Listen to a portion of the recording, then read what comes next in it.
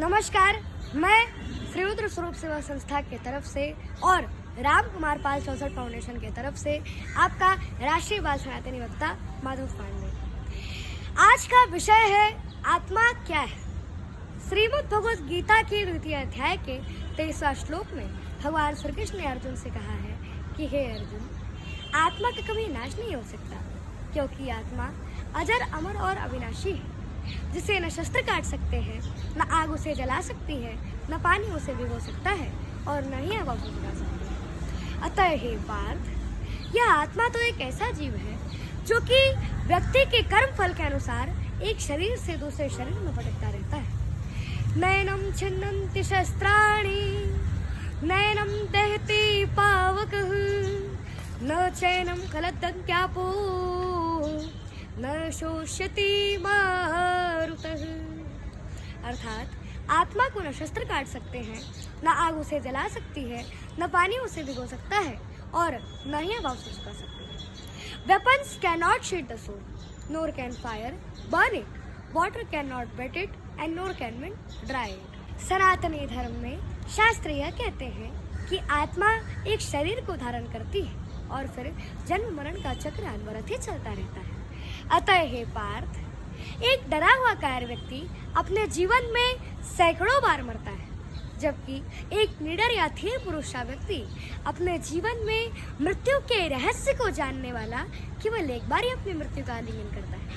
जैसे कि भूतपूर्व प्रधानमंत्री श्री अटल बिहारी वाजपेयी जी ने अपनी काव्य संग्रह मेरी 51 कविताओं में यह स्पष्ट रूप से लिखा है कि हे ईश्वर, मुझे इतनी शक्ति देना कि मैं अंतिम दस्तक पर मैं स्वयं उठकर कपाट खोलूं और अपने मृत्यु का आलिंगन करूं। योग योगेश्वर भगवान श्री कृष्ण ने गीता का ज्ञान देते हुए मृत्यु को परिधान परिवर्तन की संज्ञा दी है।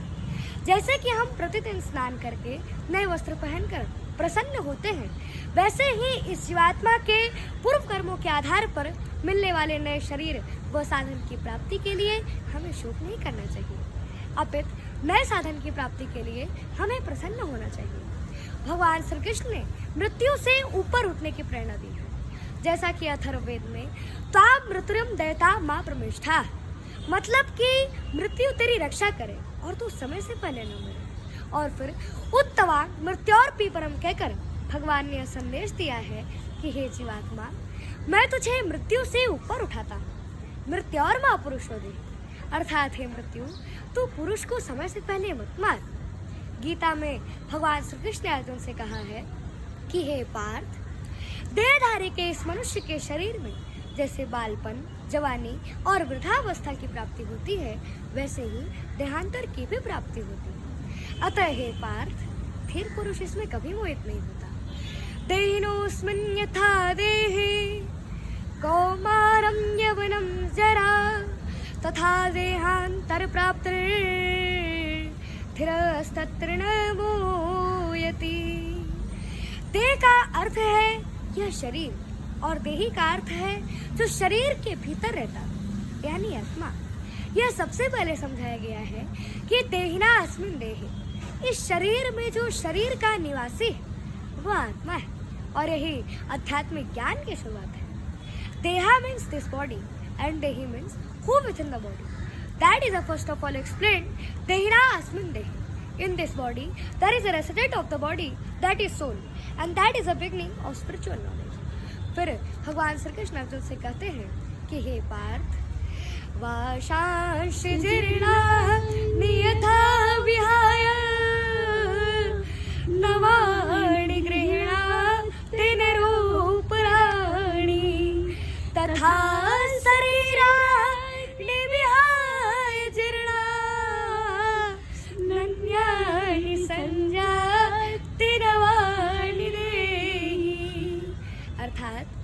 जैसे हम पुराने वस्त्रों को त्याग कर, जैसे हम मनुष्य पुराने वस्त्रों को छोड़कर नए वस्त्रों को धारण करते हैं, वैसे ही आत्मा भी पुराने शरीरों को त्याग कर दूसरे नए शरीरों को धारण करती है। As a person puts on new garments, giving up old ones. Similarly, the soul accepts new material bodies, giving up old useless ones. न जायते म्रियते वा कदा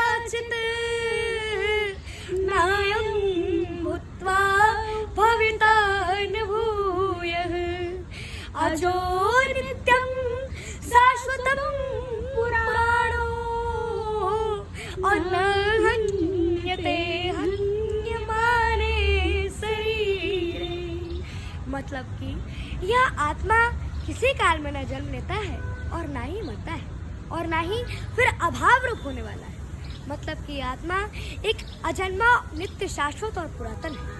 मतलब कि शरीर के नाश होने पर भी इसका नाश नहीं होता। Never is it born and never does it die, nor is it that having come to exist, it will again cease to be. This one is birthless, eternal, undying, ancient. It is not killed when the body is killed. और जिस प्रकार से श्रीमद् भागवत के श्रवण मात्र से ही राजा परीक्षित को मोक्ष की प्राप्ति हुई थी, उसी प्रकार से हम मनुष्यों और जीवात्माओं को भी श्रीमद् भागवत के श्रवण मात्र से ही मोक्ष की प्राप्ति होती है। जय जय श्री कृष्णा। राधे राधे।